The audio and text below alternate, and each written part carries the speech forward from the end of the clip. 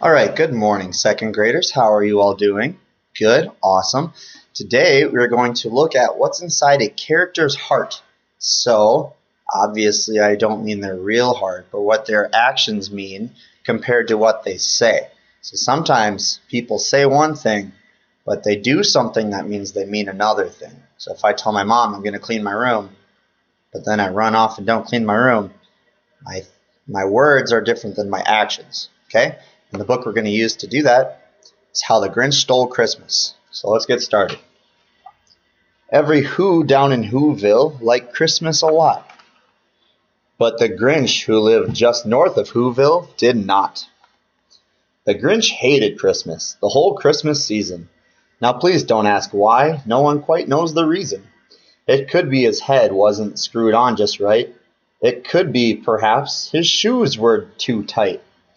But I think the most likely reason of all may have been that his heart was 2 sizes too small.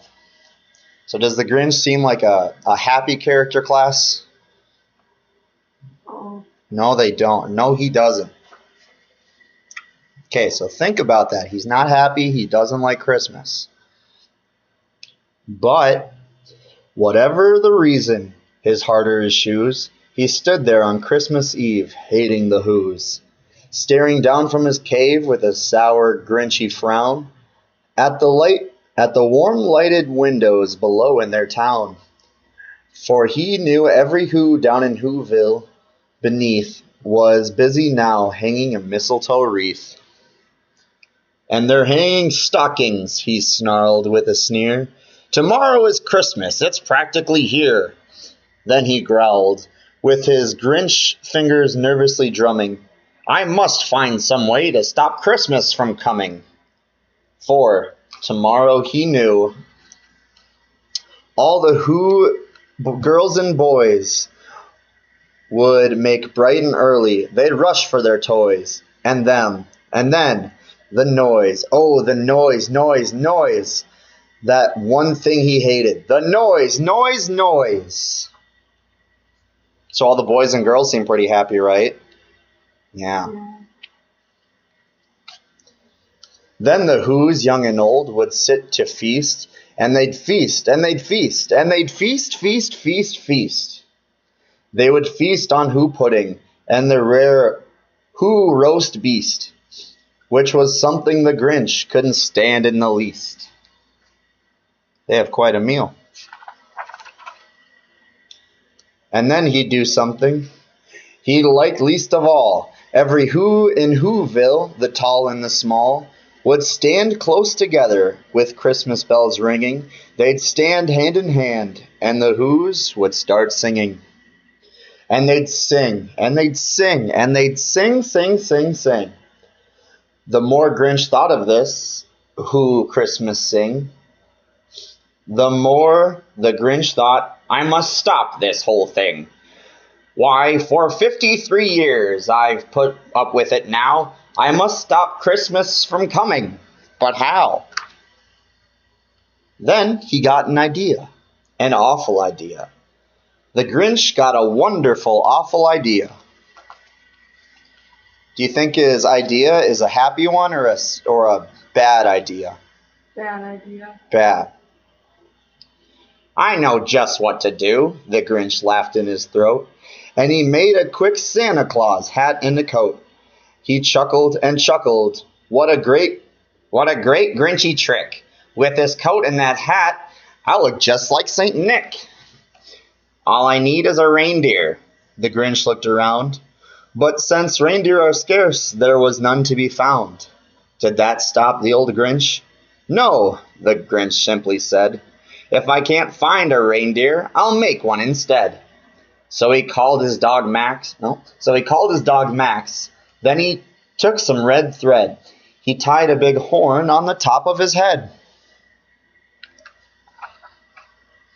Then he loaded some bags and some old empty sacks on a ramshackle sleigh, and he hitched up old Max. Then the Grinch said, Giddy up! And the sleigh started down towards the homes where the Whos laid snooze in their town. So does the Grinch's heart still seem pretty bad right now? Yeah, not good. His actions aren't good either. All the windows were dark, quiet filled the air. All the Whos were dreaming sweet dreams without care. When he came to the first little house on the square, "This is stop number 1," the old Grinchy Claus hissed. And he climbed to the roof, empty bags in his fist. Then he slid down the chimney, a rather tight pinch. But if Santa could do it, then so could the Grinch. He got stuck only once, for a moment or two. Then he stuck out his head out the fireplace flue. Where the little Who stockings all hung low. "These stockings," he grinned, "are the first thing to go."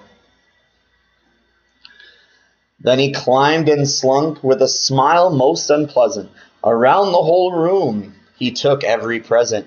Pop guns and bicycles, roller skates, drums, checkerboards, tricycles, popcorn, and plums.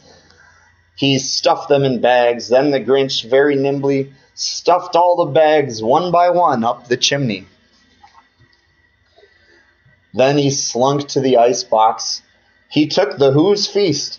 He took the Who pudding. He took the roast beast. He cleaned out that ice box quick as a flash. Why, that Grinch even took their last can of Who hash. Then he stuffed all the food up the chimney with glee. "And now," grinned the Grinch, "I will stuff up the tree." Do you think that tree is going to fit up the fireplace? Probably not. Probably not. And the Grinch grabbed the tree and he started to shove when he heard a small sound like a coo of a dove. He turned around fast and he saw a small Who, little Cindy Lou Who was not more than 2. Look at her. The Grinch had been caught by this tiny Who daughter who'd got out of bed for a cup of cold water. She stared at the Grinch and said, "Santa Claus, why? Why are you taking our Christmas tree? Why?" But you know that old Grinch was so smart and so slick. He thought up a lie and he thought it up quick. "Why, my sweet little tot," the fake Santa Claus lied, "there's a light on this tree that won't light on one side. So I'm taking it home to my workshop, my dear. I'll fix it up there and I'll bring it back here." And his fib fooled the child, and he patted her head, and he got her a drink, and he sent her to bed. When Cindy Lou Who went to bed with her cup, he went up the chimney and stuffed the tree up. So it did fit. The last thing he took was the log for their fire. He went up the chimney himself, the old liar. On their walls left nothing but hooks and some wire.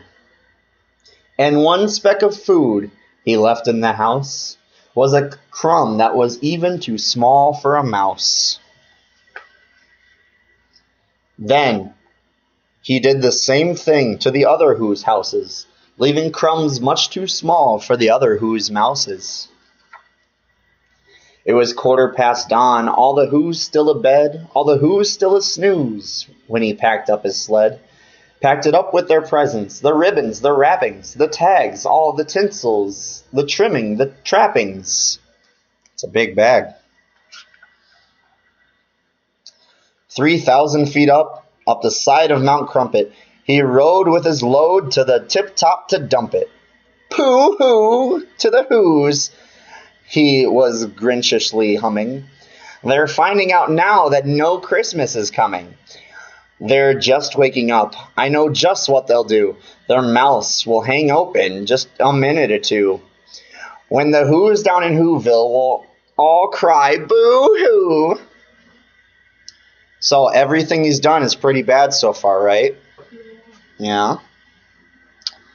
"That noise," grinned the Grinch. "I simply must hear it." So he paused, and the Grinch put his hand to his ear, and he did hear a sound rising over the snow. It started low, then it started to grow. What kind of sounds do you guys think it would be? Do you think it's crying, or what do you think? Sad people. Sad people all going boo-hoo? But the sound wasn't sad. Why, this sound sounded merry. It couldn't be so. But it was merry, very. He stared down at Whoville. The Grinch popped his eyes. Then he shook when he saw. What he saw was a shocking surprise. Every Who in the Whoville, the tall and the small, was singing without presents at all. He hadn't stopped Christmas from coming. It came, somehow or other. It came just the same. And the Grinch, with his grizzled feet ice cold in the snow, stood puzzling and puzzling. How could it be so? It came without ribbons. It came without tags. It came without packages, boxes, or bags. And he puzzled 3 hours till his puzzler was sore. Then, the Grinch thought, something he hadn't thought before. Maybe Christmas, he thought, doesn't come from a store. Maybe Christmas, perhaps, means a little bit more. Do you think his heart is starting to change? Yeah. Yeah.